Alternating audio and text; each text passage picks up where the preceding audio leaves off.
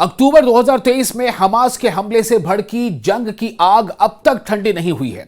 20 माह से जायद का अरसा बीत चुका है, लेकिन गजा और फिलिस्तीन के दूसरे इलाकों में इसराइल के हमले लगातार जारी हैं। बेशक फिलिस्तीनियों को अपने जानों की अजीम कुर्बानी देनी पड़ रही है, लेकिन हमास और यमन के हौसियों ने इसराइल की नाक में दम कर रखा है। यमन की हौसी मिलिशिया ने इसराइल पर फिर हमले किए हैं। जी हां, यमन की हौसी मिलिशिया ने इसराइल पर एक बार फिर हमले किए हैं और ये हमले ताजा हमले हैं।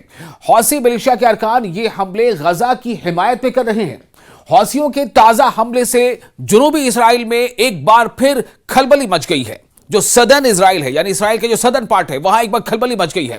हौसियों ने न सिर्फ हमले किए बल्कि बाज़ाब्ता ऐलान किया कि गजा के मजलूमों पर इसराइल की कायराना हमलों के जवाब हम अपने तरीके से देते रहेंगे।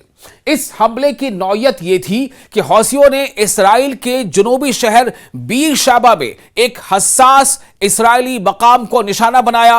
हौसी मिलिशिया ने बीर शाबा में बैलिस्टिक मिसाइल दागा। जी हां, हौसी मिलिशिया ने बैलिस्टिक मिसाइल दागा है और इस बैलिस्टिक मिसाइल के जैसे ही इन्होंने मिसाइल दागा है तो जो इसराइल में इसको लेकर के जो अलर्ट जारी किया गया, उसके बाद लगातार हर जगह सायरन बजने लगे। लोगों की बेचैनी जो है वो बढ़ने लगी, लोग परेशान हो गए। और जैसा वहां पर हमेशा होता है कि लोग बंकर्स में चले जाते हैं अपनी जानों को बचाने के लिए, तो बैलिस्टिक मिसाइल दागा गया। हौसियों की तरफ से दावा किया गया कि मिसाइल हमले की यह कार्रवाई गजा में इसराइल की जारी फौजी मुहिम के जवाब में की गई है। एक खबर रसा इदारा, जी हां, जो एक एजेंसी, न्यूज एजेंसी, एक खबर रसा इदारा है जो यमन का है, जिसका नाम है डीपीए। इस इदारे के मुताबिक हौसी बागियों के फौजी तर्जुमान की जानिब से जारी करदा एक बयान में कहा गया है कि उन्होंने एक बैलिस्टिक मिसाइल दागा। एक खबर रसा इदारा जो कि जर्मन है, यानी जर्मनी का यह खबर रसा इदारा है, जिसका नाम है डीपीए।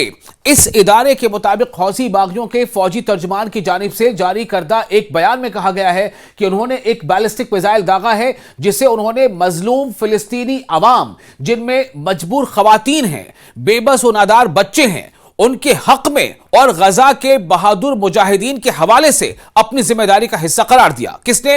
हौसियों ने यह कहा कि हमने ये जो बैलिस्टिक मिसाइल दागा है, ये दरअसल गजा के मजलूम आवाम के हक में डाला है। हम उनकी हिमायत में ये कार्रवाई कर रहे हैं और ये इसराइल के खिलाफ ये कार्रवाई कर रहे हैं, इसराइली हमले के खिलाफ ये कार्रवाई कर रहे हैं। इस बात की तस्दीक खुद इसराइल की जानिब से भी की गई। इसराइली फौज ने ऐलान किया था कि यमन की समत से आने वाले एक मिसाइल का सुराग लगा लिया गया है। फजाई दिफा को फाल किया गया था और मिसाइल को मुमकिन तौर पर फजा में ही कामयाबी से तबाह कर दिया गया था, ऐसा इसराइल का दावा है। लेकिन आप ये सोचिए कि हौसियों के हौसले को आप देखिए, जो हौसी हैं उनके हौसले को देखिए। ये यमन का एक ग्रुप है, इनका हौसला इतना ज्यादा है कि ये फिलिस्तीनी मजलूम के हक में और इसराइली हमलों के खिलाफ ये मिसाइल से हमले कर रहे हैं, बैलिस्टिक मिसाइल दाग रहे हैं। हौसी बागियों ने गुज़िश्ता हफ्ते भी इसराइल में फौजी अहदाफ पर हमलों की जिम्मेदारी कबूल की है। इनमें बीर शैबा, तेल अबीब और हाइफा के करीब अहदाफ भी शामिल हैं। अहदाफ यानी निशाना, टारगेट, जिसे हौसियों ने टारगेट किया। और इसराइल के ये वो तमाम इलाके हैं जिसे हौसियों ने टारगेट किया था पिछले हफ्ते भी, उसको भी उन्होंने कहा कि हां हमने ऐसा किया है। इनमें बीर शैबा, तेल अबीब और हाइफा के करीब अहदाफ भी शामिल थे। अक्टूबर 2023 में गजा जंग शुरू होने के बाद से ईरान की हिमायत याफ्ता और शुमाली यमन के ज्यादातर हिस्सों पर कंट्रोल रखने वाले ये शुमाली जो यमन है, शुमाली यानी नदन यमन के ज्यादातर हिस्सों पर इनका कंट्रोल है। किनका? हौसियों का। तो शुमाली यमन के ज्यादातर हिस्सों पर कंट्रोल रखने वाले इस ग्रुप ने बार बार इसराइल और बहरे अहमर के बहरी रास्तों को, जो समुद्री रास्ते हैं, उसे निशाना बनाया है। इसके पहले हमने आपको कई बार वो तस्वीरें दिखाई हैं कि उन्होंने जब जो धमकी दी थी, जो इंतबाह दिया था कि अगर इसराइली हमले इसी तरह से जारी रहे तो हम भी बहरे अहमर से गुजरने वाले तमाम जहाजों को जो इसराइल के लिए जा रही होंगे या अमेरिका के जहाजों को, उनको हम निशाना बनाएंगे। उन्होंने ऐसा निशाना बनाया है माजी में भी। तो जिसके जवाब में इसराइल और अमेरिका की तरफ से इस ग्रुप के खिलाफ कार्रवाइयां भी की गई हैं। अब आपको बताते हैं कि जो हौसी हैं इनका लगातार प्रोटेस्ट भी जारी है। जी हां, यानी कि हौसी अवाम, जो अवाम है यमन की, उनका प्रोटेस्ट और मुजाहरा भी जारी है। इसराइल की तरफ से अहले गजा पर जारी नस्लकुशी के खिलाफ आलम अरब के शऊर याफ्ता अवाम सरापा एहतजाज बन गए हैं। यह सिर्फ एक यमन की बात नहीं है, यानी कि और भी जो आसपास दूसरे ममालिक हैं वहां भी इस तरह के मुजाहरे अब शुरू हो गए हैं। पहले भी हुए, अब फिर से एक बार ये मुजाहरे शुरू हो गए, खासतौर से जब ईरान का अभी इसराइल के साथ जो जंग की सूरत हाल बनी थी, या हम ये कह लें कि 12 रोज की वो जंग थी, उसके बाद अक्सर अब ये देखा जा रहा है कि आसपास के दूसरे भी मालिक हैं, जो कंट्रीज हैं, यहां तक कि यूरोपियन कंट्रीज में भी फिलिस्तीन के हक में और इसराइल के खिलाफ मुजाहरे हो रहे हैं। तो हम आपको ये बता रहे हैं कि यमन और साथ ही साथ मोरितानिया और मराकश में ये लाखों अफराद सड़कों पर निकल आए और वहां पर निकलकर सड़कों पर आकर उन्होंने मजलूम फलस्तीनियों के हक में, खास तौर से अहले गजा से उन्होंने यकजहती का और यगानगत का, यानी कि हम आपके साथ हैं, हम आपके गम में शरीक हैं, इसका मुजाहरा किया। और जो इस्राएली हैं, जो इस्राएली फौजी हैं जिन्होंने वहां पर कब्जा कर रखा है फिलिस्तीन के उन हिस्सों पर जो फिलिस्तीनी कहते हैं कि हमारी जमीन है, तो उन गासिब इस्राएली बर्बरियत के खिलाफ, उनके जरिए किए जा रहे जुल्म के खिलाफ, उन्हें जो भूखे फिलिस्तीनी बच्चे खवातीन जब वो एड्स के लिए जाते हैं उन पर गोलियां चलाए जाने के खिलाफ, उनके लिए एड्स को रोके जाने के खिलाफ सदाए एहतजाज बुलंद किया है। यमन में हौसी तहरीक के जेरे इंतजाम इलाकों में हजारों शहरियों ने सैकड़ों मकामात पर, किसी 1 2 3 4 मकाम पर नहीं बल्कि सैकड़ों मकामात पर एहतजाजी मुजाहरे किए। ये जो आप तस्वीरें देख रहे हैं, ये हौसियों की लगातार की जाने वाली वहां की ये तस्वीरें हैं जो वो मुजाहरा करते हैं। खासतौर से ये मुजाहरा करते चले आ रहे हैं और आवाज उठाते आ रहे हैं। इसीलिए जो उनके हुक्काम हैं उन्हें भी ये तकवीत मिलती है कि चूंकि अवाम हमारे साथ है, अवाम हमारे फैसले के साथ है, वहां पर ये मुजाहरे लगातार मुसलसल जारी रहते हैं। खासतौर से कभी अगर वो जुमे का रोज होता है तो इसमें और ज्यादा जो है जम गफीर उमड़ आता है। तो दारुल हुकूमत सना हो या अल हदीदा और सादा समेत, जिस मैंने बताया कि कई मकाम पर दारुल हुकूमत सना में, अल हदीदा में और सादा समेत कम से कम 270 के आसपास मकामात बताए जा रहे हैं जहां पर आवाम ने शिरकत की और इस तरह के मुजाहरे किए, और इसे हम प्रदर्शन कह सकते हैं, प्रोटेस्ट कह सकते हैं। ये मुजाहरे गजा के हक में किए गए, यानी कि गजा के जो मजलूम, जो बेबस लोग हैं उनके हक में किए गए और गासिब इसराइल के खिलाफ किए गए। ये मुजाहरे जमात के रहनुमा अब्दुल मलिक अल हौसी की अपील पर मुनक़िद हुए और इनका मरकजी नारा था कि ईरान की फतह मुबारक, गजा के साथ इस्तिकामत तक। यानी कि क्या मतलब है, जैसे मैंने आपको बताया कि ईरान और इसराइल के हमले से पहले के जो हालात थे उनके बाद भी अब ये नारे वहां लग रहे हैं कि ईरान की फतह मुबारक, गजा के साथ इस्तकामत तक। यानी जब तक गजा का मसला हल नहीं हो जाता, जब तक गजा के लोगों को मुकम्मल इंसाफ नहीं मिल जाता, जब तक वहां स्टेबिलिटी नहीं आ जाती, तब तक हम लगातार ऐसे मुजाहरे भी करते रहेंगे। और जो हौसी मिलिशिया है वो तो लगातार हमले भी कर रहे हैं, वो अपनी तरफ से लगातार ऐसे हमले कर रहे हैं और एक तरह से दबाव बना रहे हैं। तो ये शुमाली इसराइल का ये इलाका है, शुमाली इसराइल के इलाके में इस तरह से ये हमले हो रहे हैं। और आपको बता दें कि जुनूब में भी ये चीजें हो रही हैं। जुनूब में खासतौर से ये इनके हमले या प्रोटेस्ट ज्यादा हो रहे हैं, जो हौसी मलेशिया जो हमले कर रहे हैं जुनूब में। तो सना के मारूफ, सना जो दारुल हुकूमत है, सना के मारूफ मैदान सबईन में होने वाले इज्तिमा में मुजाहिरीन ने यमन और फिलिस्तीन के परचम थामे काबिज इसराइल और उसके हामी अमेरिका के खिलाफ शदीद नारेबाजी की। यानी अगर आप नारेबाजी सुन लें तो शायद आपको भी ऐसा लगे कि उन लोगों में कितना जज्बा है और वो आखिर किस बात की मुखालफत कर रहे हैं। वो मुखालफत इस बात की कर रहे हैं कि जो फिलिस्तीनी अवाम है उन पर लगातार उन पर जुल्म किया जा रहा है, उन पर बम बरसाए जा रहे हैं। उनके टेंट में जो फैमिलीज हैं, बच्चे हैं, जो खवातीन हैं जो बिल्कुल बेबस हैं, उनके पास सामान नहीं रहा है, उनके पास खाने की कमी है, आटे की बोरियों की लाइन में जब वो लगते हैं तो उन पर गोलियां चल जाती हैं। इन लोगों पर जब वहां पर बम गिराए जा रहे हैं तो ऐसे तमाम हमलों के खिलाफ ये शदीद नारेबाजी की जा रही है, इसराइल के खिलाफ और अमेरिका के खिलाफ।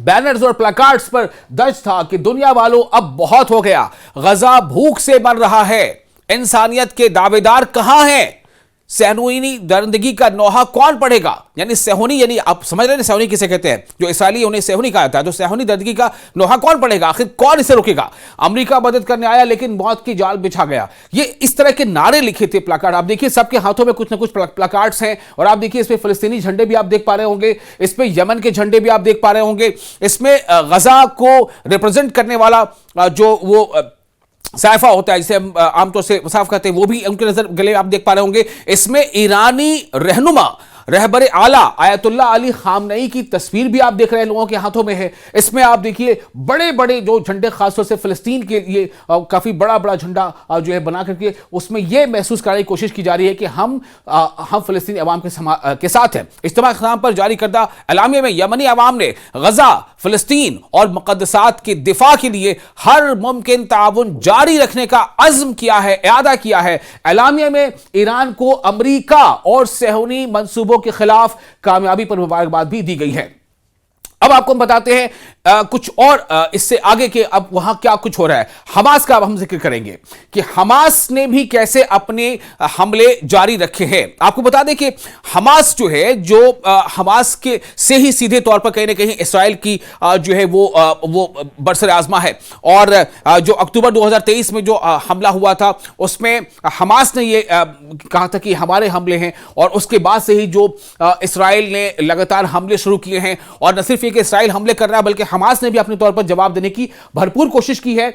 और अब तक तकरीबन जो 20 महीने का अरसा गुजर चुका है, अब आप ये सोचें कि 20 महीने का अरसा गुजरने के बाद भी इसराइल पूरी तरह से ये नहीं कह पा रहा है कि हां हमास को हमने मुकम्मल जो है उसका खात्मा कर दिया। आखिर नहीं कह पा रहा है तो क्या वजह है? आप सोचें, आप इन 20 महीनों में आपको याद होगा कि एक बार इसमें जो है सीज फायर भी हुई थी, जब कैदियों का तबादला हुआ था। हमास ने जो यरगमाली बनाए थे उनमें से कई लोगों को हमास ने छोड़ा था। उसके जवाब में कई ऐसे जो फिलिस्तीनी थे जो इसराइल के कैद में थे उन्हें छोड़ा गया था, जो भी शर्तें तय हुई थी।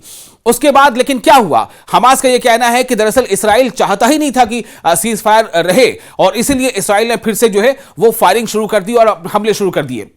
जबकि इसराइल का कहना था कि हमने कुछ ऐसी इसमें शर्तें रखी हैं जिन शर्तों को हमास नहीं मान रहा है। अगर हमास मान जाता तो हम ये हमले नहीं करते। इसमें यह तय हुआ कि दरअसल ये जो है सीज फायर बिल्कुल जो है वो फिर खत्म हो गया, और फिर से एक बार लगातार इसराइली हमले जारी हैं। अब न सिर्फ ये कि हमले जारी हैं बल्कि आपने देखा कि ये मामला चलते चलते यहां तक पहुंचा कि फिर इसराइल और ईरान के बीच जो है वो जंग शुरू हो गई। वो 12 से 13 दिनों की जो जंग थी उसकी पूरी जो है अपडेट्स हम आप तक शेयर करते रहे हैं। लेकिन अभी जो हालात ऐसे बन रहे हैं, ऐसा लग रहा है कि इसराइल जो है वो घिर चुका है। इसराइल चौतरफा घिर चुका ऐसा लग रहा है, क्योंकि एक तरफ तो ईरान के साथ जो उसकी जंग हुई है उसमें इसराइल को बेइंतहा नुकसान उठाना पड़ा है। काफी उसको माशी तौर पर धक्का लगा है, बहुत बड़ी, बहुत कारी ज़रब लगी है। आप सोचिए कि इसराइल का जो दारुल हुकूमत इसराइल की तल अवीव, उसको काफी नुकसान पहुंचा। बताया जाता है, कुछ रिपोर्ट्स ऐसी हैं, हालांकि आपको पता है ये इसराइल ने खुद इस बात को माना है कि दौराने जंग या जब कभी कोई मिसाइल का हमला हो रहा तो मिसाइल साइट पर वहां पर मिलिट्री सेंसरशिप लगी हुई थी, जिसके नतीजे में वहां से कोई तस्वीर, कोई वीडियो आप न शूट कर सकते थे, न किसी तरह से उसको आप इरसाल कर सकते थे, पब्लिश कर सकते थे। यानी कि इतनी पाबंदियों के बावजूद वहां से जो जानकारी मिल पाई है, जो वीडियोज हमने आपको जो रिलायबल सोर्सेज से दिखाई हैं, खुद आपको हमने ये भी बताया था कि हमारे नुमाइंदे भी वहां गए हुए थे, तो वहां भी जमीनी हकीकत हमने आपको दिखाया था। तो तेल अवीव में तकरीबन माना जाता है कि 25 से 30% तेल अवीव जो है तबाह हो गया है। अब आप सोचिए किसी मुल्क का दारुल हुकूमत 25 से 30% तबाह हो जाए। हाइफा में काफी जबरदस्त तबाही हुई है, जो पोर्ट सिटी है। तो ये अब इसराइल के साथ मामला यह है कि एक तरफ ईरान के साथ जंग में वो काफी कमजोर हो गया, दूसरी बात यह है कि जो हमास है उसने अपने हमले बढ़ा दिए हैं। हमास ने, आपको याद होगा हमने एक रिपोर्ट दिखाई थी कि हमास ने हालिया हमले में पूरी की पूरी एक बख्तरबंद गाड़ी को उड़ा दिया था, जिसमें जितने भी सवार थे उस गाड़ी में, जितने भी इसराइली फौजी थे, सभी की मौत हो गई थी। उसमें एक कमांडर भी शामिल था। तो इस तरह से हमास के भी हमले लगातार जारी हैं। यानी हमास को भी इसराइल अपने हमलों से कहीं ना कहीं पूरी तरह से खत्म नहीं कर पाया है। हमास आज भी वहां जिंदा है, उनकी सुरंगें आज भी मौजूद हैं, और उन सुरंगों से वो बाहर आते हैं, हमले करते हैं, दिफा करते हैं, फिर वो उसमें जो है छिप जाते हैं। ये उनका अपना तरीका है, क्योंकि हमास के पास कोई एयरफोर्स नहीं है, उनके पास कोई बाज़ाब्ता मिलिट्री नहीं है, लेकिन वो उनका कहना है कि हम फिलिस्तीन के दिफा में और फिलिस्तीन की जो ज़मीनें इसराइल गस्ब करता जा रहा है और अपने लोगों को वहाँ बसाता जाए, उसके खिलाफ, हम अपनी ज़मीनों को हासिल करने के खिलाफ, हम अपनी जो हमारी जो ज़मीन है, हमारा जो ये वतन है, इसके खिलाफ हम कोई गासिबाना कार्रवाई बर्दाश्त नहीं करेंगे, और इसके लिए हम लड़ रहे हैं। तो हमास के हमले भी लगातार जारी हैं। अब आपको ये बता दें कि हिजबुल्लाह, आपको पता है कि हिजबुल्लाह एक ऐसी तंजीम है जो शुमाल में, यानी कि जो नदन साइड है, नदन इसराइल पर शुमाल में जो हिजबुल्लाह है वहां पर हिजबुल्लाह हरकत में है, वो इसलिए पता चल रहा है कि अभी हालिया हमले जो इसराइल ने किए हैं, इसराइल ने हिजबुल्लाह के कई ठिकानों को निशाना बनाया है। इसराइल ने बाकायदा अपने बमबार जहाज से वहां बम गिराए हैं।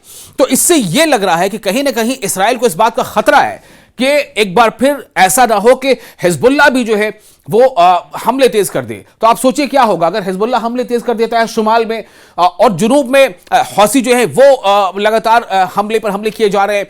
वो कह रहे हैं कि हमें गजा के जो मजलूमीन हैं उनके हक में हम लड़ाई लड़ते रहेंगे। तो एक तरफ शुमाल में हिजबुल्लाह का खतरा और जुनूब में जो हौसी हैं वो लगातार हमले कर रहे हैं, और जो इसराइल खुद फिलिस्तीन और गजा में हमास से तो जो है वो निपट ही रहा है। तो ऐसे में इसराइल कहीं ना कहीं हर तरफ से फंसता हुआ नजर आ रहा है। और सबसे बड़ी बात यह है कि जो 12-13 दिनों की जंग हुई है, उस जंग की शुरुआत तो इसराइल ने की थी, लेकिन इसराइल ने जिस जंग को शुरू किया उसके बाद जो हालात बने और जिस तरह से इसराइल पर ईरानी मिसाइल गिरने लगे, जबकि ये ईरानी मिसाइल जो है 25 से 30% ही वहां गिर पाए, बाकी उन्होंने इंटरसेप्ट किया, लेकिन 25 से 30% जो मिसाइल वहां गिरे हैं उससे हाइफा लगभग आधा तबाह हो गया, तेल अवीव लगभग 30 से 35% तबाह हो गया, आपका यरूशलेम, बीरशेबा, ये तमाम ऐसे इलाके हैं। इन हमलों में इसराइल की यह हालत हुई है। इसराइल के जो विजिगाम इंस्टीट्यूट था वो उस पर जबरदस्त चोट पहुंची, वो लगभग तबाह हो गया।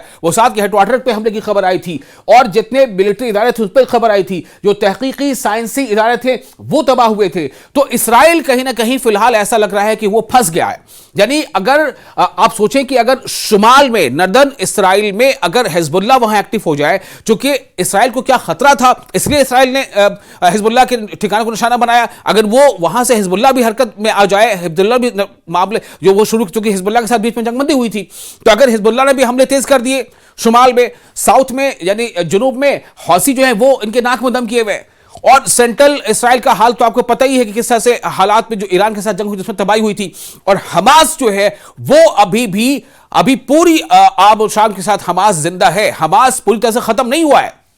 हमास लगातार जवाब दे रहा है इसराइल को। हमास अपने तौर तरीके से जो उनकी सलाहियतें हैं उस सलाहियत के साथ वो इसराइली फौजी से को नुकसान पहुंचा रहा है, बख्तरबान गाड़ियों को तो नुकसान पहुंचा रहा है। तो ये हालात अभी बने हुए हैं और ऐसा लग रहा है कि इसराइल कहीं ना कहीं फंस गया है।